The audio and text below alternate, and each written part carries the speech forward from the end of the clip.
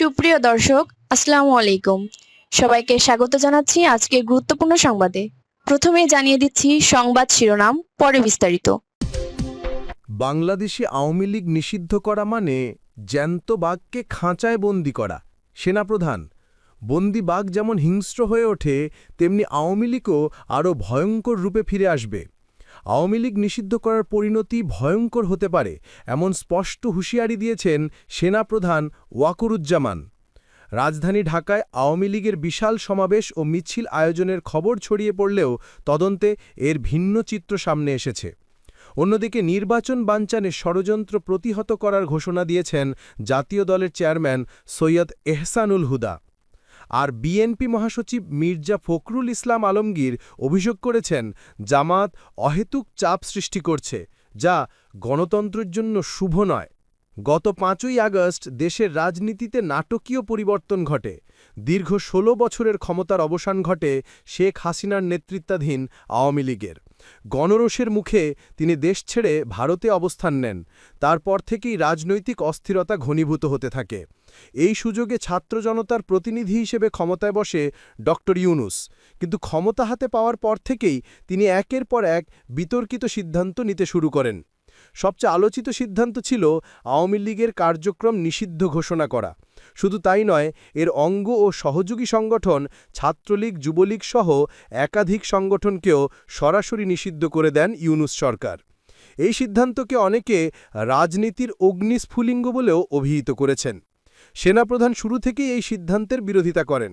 বৃহস্পতিবার এক আলোচিত বক্তব্যে তিনি সরাসরি সতর্কবার্তা দিয়ে বলেন, বাংলাদেশে আওয়ামী লীগ নিষিদ্ধ করা মানে জ্যান্ত বাঘকে খাঁচায় বন্দি করা।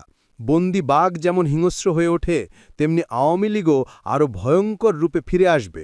আর এই ফেরাটা যত দেরিতে হবে ততই ভয়াবহ হবে।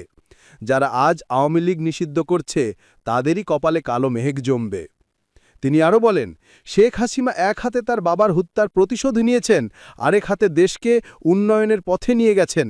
জামাত হেফাজতকে ভেঙে চুরমার করেছেন, সেনাবাহিনীকে শক্ত হাতে নিয়ন্ত্রণ করেছেন।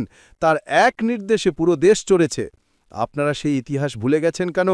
আগুন নিয়ে খেলবেন না, আগুন নিয়ে খেললে সেই আগুনেই পুড়বেন। এদিকে সামাজিক যোগাযোগ মাধ্যমে দাবি উঠেছিল, গত ১৪ই সেপ্টেম্বর রাজধানীর গুলিস্তানে আওয়ামী লীগের সমর্থনে বিশাল মিছিল হয়েছে। তবে অনুসন্ধানে দেখা যায় এটি ভুয়া তথ্য।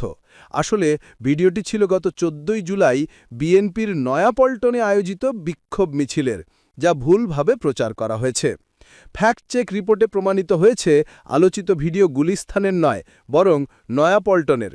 এমনকি ভিডিওতে দেখা যায় একটি দোকানের সাইনবোর্ড, ফেনী অনুবাদ কেন্দ্র, যা আসলে নয়াপল্টনেই অবস্থিত। ফলে আওয়ামী লীগের সমর্থনে গুলিস্তানে মিছিলের খবরটি সম্পূর্ণ মিথ্যা। অন্যদিকে বিএনপি মহাসচিব মির্জা ফখরুল ইসলাম আলমগীর সিঙ্গাপুর থেকে দেশে ফিরে জনসাংবাদিকদের বলেন, আলোচনা চলমান অবস্থায় অহেতুক চাপ সৃষ্টি করা গণতন্ত্রের জন্য শুভ নয়। আওয়ামী লীগের পতনের পর কোনো ইস্যুতেই আমরা রাজপথে নামিনি। আলোচনার মাধ্যমেই সব সমস্যার সমাধান করতে চাই। জুলাই সনদ বাস্তবায়নও আলোচনার মাধ্যমেই সম্ভব হবে বলে আমরা আশাবাদী। তিনি আরও বলেন, কোনো রাজনৈতিক দল নিষিদ্ধ করার পক্ষে বিএনপি নয়। জনগণের সমর্থন ছাড়া কোনো সিদ্ধান্তই টিকবে না। জনগণের ম্যান্ডেটই গণতন্ত্রের মূল ভিত্তি। এদিকে জাতীয় দলের চেয়ারম্যান সৈয়দ এহসানুল হুদা কিশোরগঞ্জে এক সমাবেশে বলেন, আগামী ফেব্রুয়ারিতে অনুষ্ঠিত হওয়া জাতীয় নির্বাচন বানচালের ষড়যন্ত্র চলছে। তবে দেশের জনগণকে সঙ্গে নিয়ে সেই ষড়যন্ত্র প্রতিহত করা হবে। বাংলাদেশের অভ্যন্তরীণ বিষয় সিদ্ধান্ত নেবে এ দেশের মানুষ, বাইরের কেউ নয়। সবার আগে বাংলাদেশ। তার নেতৃত্বে আয়োজিত বিক্ষোভ মিছিলে নেতাকর্মীরা স্লোগান দেন, নির্বাচন বানচালের ষড়যন্ত্র রুখে দাও এবং সবার আগে বাংলাদেশ।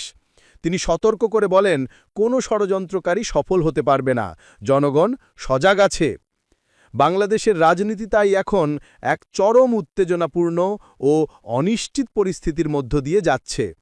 একদিকে আওয়ামী লীগ নিষিদ্ধ হওয়ায় রাজনৈতিক ভারসাম্য নষ্ট হয়েছে, অন্যদিকে বিএনপি ও জামাত ভিন্ন কৌশল নিচ্ছে। সেনাপ্রধানের সতর্কবাণী রাজনৈতিক মহলে নতুন করে আলোড়ন তুলেছে। প্রিয় দর্শক, এ ধরনের আরও নির্ভরযোগ্য সংবাদ ও বিশ্লেষণ দেখতে আমাদের নতুন চ্যানেলটি সাবস্ক্রাইব করুন। সাবস্ক্রাইব করলে সর্বশেষ খবর, ফ্যাক্ট চেক ও রাজনৈতিক বিশ্লেষণ সবার আগে পাবেন। লাইক ও শেয়ার করতে ভুলবেন না। আপনাদের সমর্থনই আমাদের অনুপ্রেরণা।